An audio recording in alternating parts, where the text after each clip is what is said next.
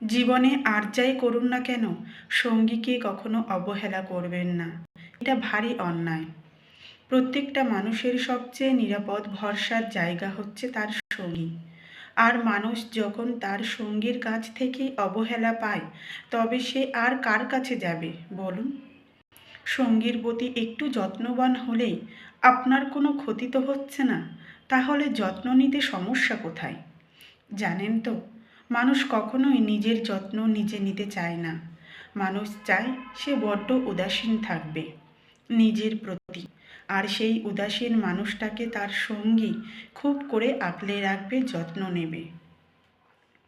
আপনার সঙ্গীর আপনার প্রতি যত্নবান হলে আপনিও তার প্রতি যত্নবান হন। নয়তো মানুষটা ডিপ্রেশনে পড়ে যাবে, মানসিক অশান্তিতে ভুগবে।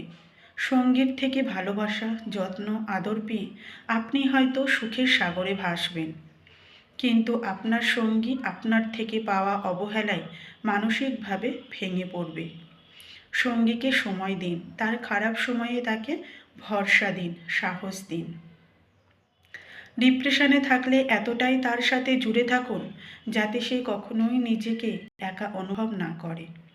মানুষের ডিপ্রেশন তার সঙ্গীর ভালোবাসা আর যত্ন পেলেই দূর হয়ে যায়।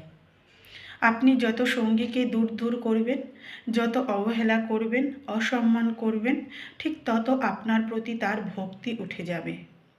এতে হয়তো আপনার কিছুই হবে না, তবে মানুষটা তিলে তিলে শেষ হয়ে যাবে, একদমই শেষ হয়ে যাবে।